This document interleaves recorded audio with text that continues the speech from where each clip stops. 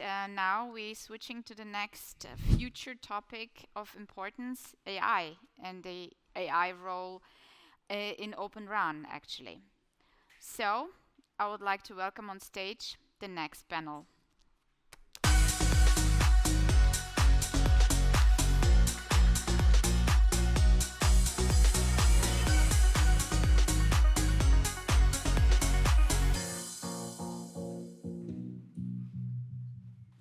So welcome, everyone. Let's go. What, you want to shake hands? Oh, we haven't seen Frankie. Yeah, exactly. Exactly. So great to have you guys here. I think we should clarify, at least when we talk about AI, we do not only talk about large language models, but we actually also talk about classical machine learning. Think about hidden Markov chains, common filters, and tables and Markov chains and whatnot, particularly as you go down the stack. So when you see AI, I think just in your mind, it's not only AI in sort of the hype sense where you get money, but it's actually also about machine learning. With that, let's introduce our key experts, because I really think I've talked enough today. Let's get a kind of very quick introduction from each of you, maybe starting with Franco. And maybe when you introduce yourself, just mention one of the key things either you or your company has been doing in the area of AI and RAN. Okay. Frankie? So Frankie Garcia from Keysight Technologies. We're a test and measurement company. I work for the 6G Advanced Research Group, and we're very involved in O-RAN and the A-RAN Alliance, the A-RAN Alliance. So a couple of things that we've been doing. Two examples at extreme levels of the AI spectrum. One is introducing AI natively into the physical layer, and that is being done jointly with NVIDIA, where we've got this platform that essentially surrounds a radio unit with a channel emulator, an RF UE simulator, and an ODU emulator. And we essentially transmit over this radio unit real conformant and standardized 5G signals. We take the IQ out of the open front hall and we feed it to a massive GPU from NVIDIA, which has wings. Honestly, it has wings. And they are then developing their AI on top of that to build this neural receiver. And we could therefore benchmark it, profile it, test it, building scenarios into the channel emulator, bring them from third parties, etc., and really push the development of an AI and test it and so on as a neural receiver. That's at the low level. At the high level, it's one of the demos that we have here. We're now using a digital twin. The digital twin we wanted to use because there isn't big O-RAN networks out there. And one of the things that we wanted to explore is the ability to do anomaly detection over cellular networks. And in particular, the most common problems that you have with PCI conflict, RSI conflict, and handover issues. We can simulate all of that with our digital twin that we have called RigTest. And then we've developed a framework to extract those KPIs, connecting it to FlexRig over the E2 interface, train the model offline, etc., and then bring it back to the digital twin environment to see if it actually works and connect those things. So that's an AI for RAN. What's interesting about that, and I think you like this, is that the actual application that does the anomaly detection no longer interacts with FlexRig. It doesn't need the E2 interface. It runs off the database or what would be the telecom provider's data lake. Super. Christian? So, Christian Gabachak, I'm a solution architect manager responsible for our telco engagements in the EMEA region. So, briefly introducing NVIDIA, I think everyone by now knows what NVIDIA does, but I know that 3, even 5 years ago, we had to go to telcos and explain them that we don't do only GPUs for gaming. It was a very hard time at that point. So now, as you can see, parallel computing and accelerated processing is what everyone is looking after, right? Telcos want to improve the costs and the operations of their infrastructure, and the learnings from the data centers, not only gaming, but from the supercomputing, actually gives you those wings that you mentioned earlier to accelerate many of those new workloads that also help bring innovation and future solutions today, like to telcos, right? We participate also, like we are platform developer, which means that we are building this hardware and software stack for the partners like Keysight, so that they can solve their problems for customers, and or Tieto, who actually integrates all this for customers, and many, many others. We are relatively open how we provide our platform, so everyone can use it depending on their needs, right? So that's what we do basically, and I cannot stress it more. We develop full software stack with everybody to make sure that whatever the innovation is, we are open to participate in the projects like AI Run, Open Run, Silva. We are actively participating in the projects that actually perpetuate growth of those innovations in the future. Cool. Right. Mikael? Yeah, my name is Mikael Pedersen. I'm with Tietoevry, and I'm a global principal for telecommunication. I think Christian already kind of mentioned that we do a lot of integration work, but generally professional services. I guess for RAN, and in this context, I think a lot of the work we do is maybe not directly AI related. We use AI for optimizing algorithms, so again, looking at the lower levels of the stack. We found that AI can be a good tool to kind of help figure out where can we potentially improve the existing algorithms using AI itself. Maybe not ideal, and especially not if AI is considered LLMs, but I think you came up with the disclaimer early on, so I think we're good to clarify that work. In addition, we're also been working a bit with some solutions for again simulation, testing, log analysis, and abnormality detection. And for all of those, we utilize AI or at least machine learning concepts as well to kind of sift through data and come up with some decisions that would otherwise be difficult to maybe achieve. Right.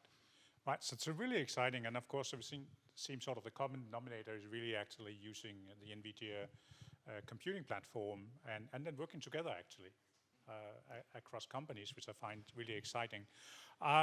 Now, I think the last couple of days we could almost forget that there is something called legacy and existing networks around, right? Because we are really talking about probably some of the most advanced stuff currently, and certainly also even more advanced as we go into the future. But how do you guys see what we can do with existing legacy and let's say the next couple of years in 5G? And maybe then first with you, Michael, and then go towards Frankie. Sure. I think where we are right now, I think it would be good to kind of repeat the whole algorithms and improvements we're able to get from that perspective. But as we move closer towards like 6G, and I think a lot of that is kind of aimed at again, the IoT, machine to machine, and critical communication as well. One thing that I think hasn't really been discussed too much is like the whole orchestration and workload placement and trying to optimize those, and especially when we're moving closer to the edge.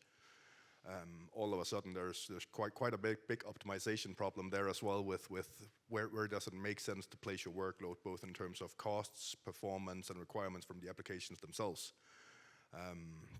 And I think that's one of the places where I think we're kind of figuring out AI might play a big role there, because it can take an almost arbitrary number of parameters in there, sift through them, and help get to the decision. I'm not saying AI is going to replace any existing experts, but I think it's going to be a tool that will definitely be of great value for anyone working in these areas.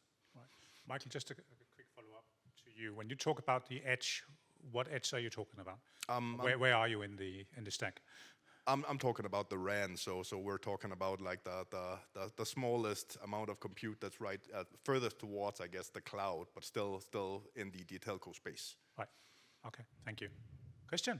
Yeah, I really like the question, because it shows how you can actually approach real problems, and we have many telcos actually facing the same problems when they try to innovate or optimize their infrastructure across the regions. So from my perspective, and I'm very technical, and sorry if I bore people around that, but NVIDIA provides like a full stack, what I mentioned earlier. What that means, that we work heavily on building the hardware, accelerated hardware, building the software that enables you to use this hardware in various ways. So virtualized RAN as an application, right? AI for RAN as a part of AI RAN Alliance, yeah? Digital twinning, and SMO, which utilize AI models to actually optimize operations in the real time to reduce the cost of the operation of the entire infrastructures. So when you look at this stack, what we provide is a very disaggregated set of tools and tools and frameworks that our partners can take and put them to work in the place that it's really necessary. And it also means that you can choose the components that are critical for the operation. You don't have to buy into the entire stack down to top. And it's very important for many telcos who try to revamp their infrastructure, but at the same time they want to use, for example, innovative SMO with a traditional, maybe RAN sites. So they still want to reap benefits of some of those solutions. So I find this disaggregation and openness of the platform crucial in this endeavor. So if I hear you right, it is, well, you don't have to wait for 6G in order to actually use NVIDIA, but you can already deploy it today, right? Right. 6G is another topic which brings a lot of innovation, and that's where actually NVIDIA platforms shows the most of potential, will show the most of the potential. That's what we foresee. But at the same time, currently, you can already start using some of the frameworks, integrate them, and this is exactly what our partners are doing right now. So Frankie, over to you. So yeah, I will add to my colleagues. So what is 6G today, right? You can't touch it, you can't feel it, it doesn't exist. I think recently we've published the first physical layer, right? Without that, you can't move upwards, right? So what are we doing today? We're using 5G technology, we're using O-RAN technology to look about the future of 6G, which is all about AI. And we're using these technologies to drive the inclusion of native AI all the way from PHY to application layers, using 5G technologies and O-RAN technologies, right? And then on top of that, we're looking at AI to manage those services, and including, you know, with the cloud edge continuum, if you kind of look at a lot of the European research projects that are establishing out, the cognitive planes and so on, and the orchestration that might lead to use that RAN to be used as supporting AI use cases. So we're actually evolving 6G through existing technologies and existing services, I would say. Yeah. No, I think that's an important thing to say, right? It doesn't mean that this is something that becomes relevant in the next couple of years, but this is something that is relevant even today and will continue to be increasingly more relevant, as we've seen last couple of days. So maybe over to you, Christian. So if I take a look at sort of your product portfolio, particularly on the hardware side, and I must admit, I was maybe a bit naive. Initially, I thought, well, you know, NVIDIA is all about fantastic compute capabilities, but super energy consuming. So initially I had a kind of, yes, you might use it to try to save power in the RAN, but at the same time, you're probably spending even more to compute the large AI model. I'm putting things a bit on the extreme, and I know that because I took the effort to go through your product portfolio and see that you have many different solutions that are tailored to the workload that you want to address.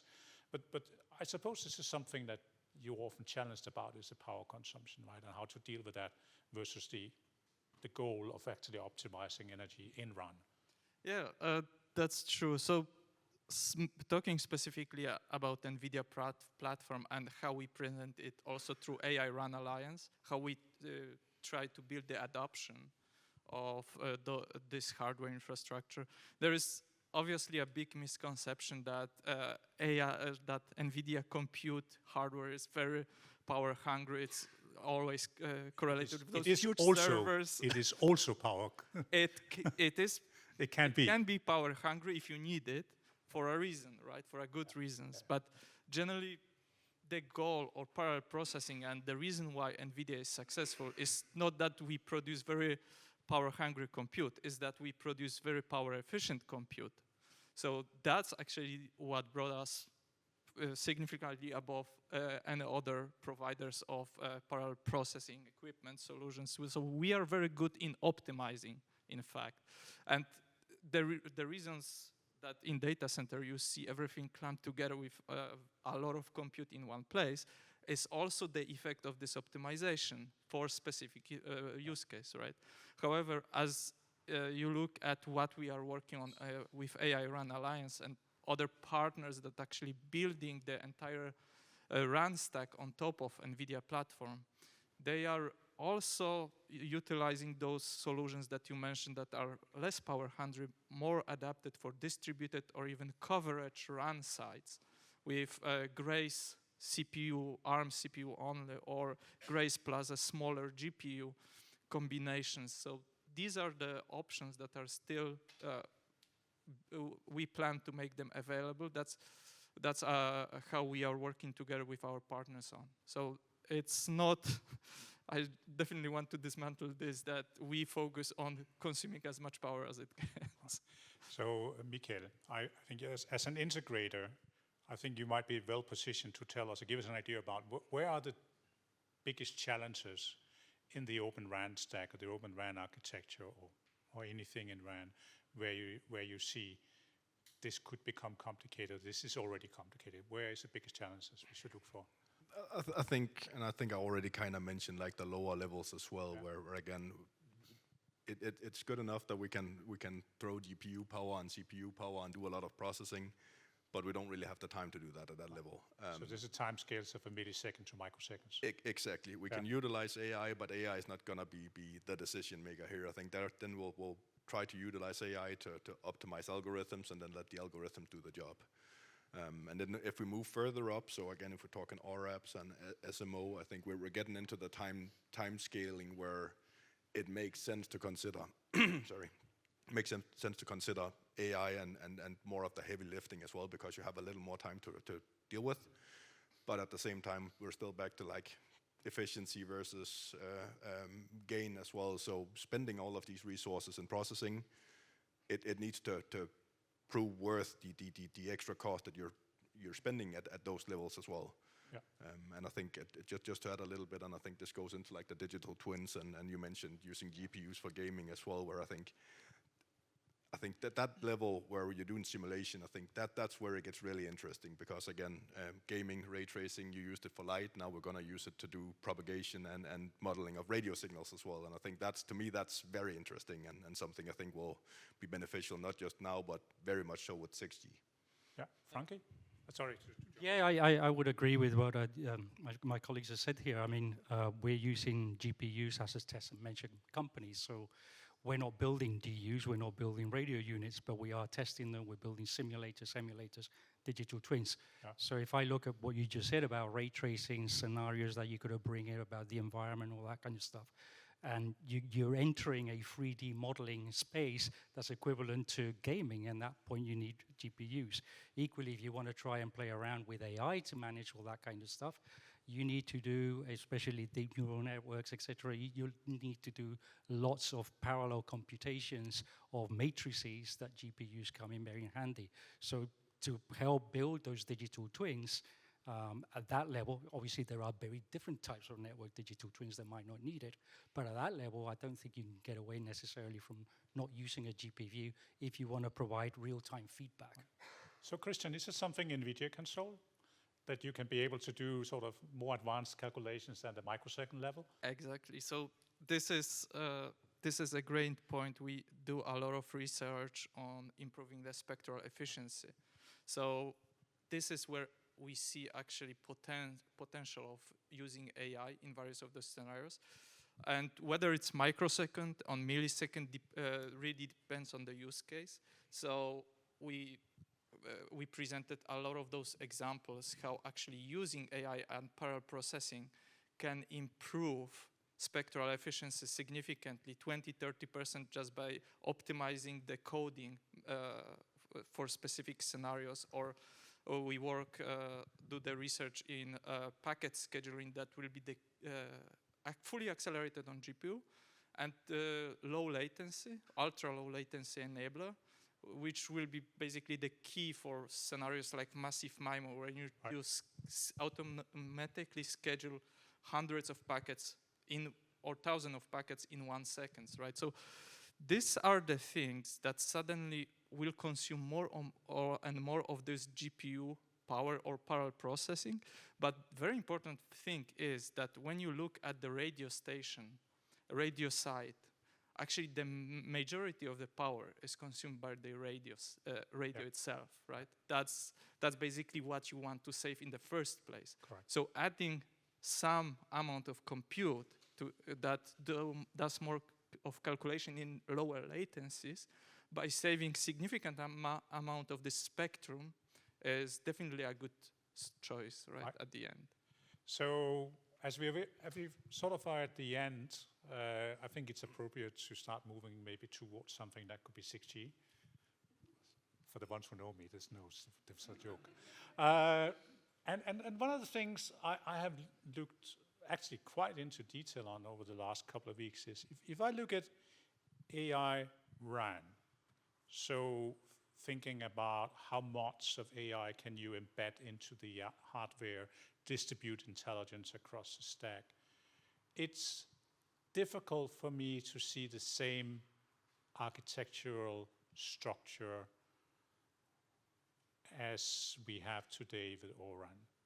And in fact, I would maybe be so provocative to say that there might be elements in the ORAN stack that might not be necessary if you would go to what I call embedded AI in hardware or AI RAN. I wonder what your perspective is. Probably the most I could have asked Christian, but I will start with you, Mikael, and then we take it. I know you are burning for answering this. So maybe we do Mikael, Frankie, and then Christian. Sure. Well, I think we've kind of touched upon it, and I think it's a lot of it is probably the whole RIC, RApps, XApps that are currently like separate entities as well, where I think there might be a room for it, but if it's gonna exist in the same way it does now, I'm not entirely sure. I think AI is still gonna be a big part of RAN one way or the other, and not just, I guess, the processing in there, but again also infrastructure, scheduling, broader network. I don't think we're gonna see like AI taking over the entire operation, so we're still gonna need the experts, we're still gonna need the operators that know what they're doing. But to me, I think it's a tool you can apply selectively and gain benefits. And I guess as your continuing development as well, I think there might be new areas where all of a sudden AI becomes relevant. Good, Frankie. So yeah, it's an interesting philosophical question. And if you kind of think about it, we've got this open RAN architecture, then we allow third parties then to build XApps or DApps to take control of network functions, right? If you start introducing intelligent AI into that layer, do you need those XApps and those DApps anymore? So that's something that I think will change. The challenge is, if we kind of think about this, and maybe I don't think it's been mentioned yet in this 2 days or 3 days, is that with cellular networks up until now, we have specified every single bit that gets transmitted over the air to exhaustion. That's a good point. We don't. How the hell do we do that with an AI? Yeah. And hence, that for us as a test and measurement company brings in very interesting challenges, because we got to take our simulators, test environment to a very different playing field, which I don't think we have the full answer for, but it is how to justify that an AI is doing the right thing, right?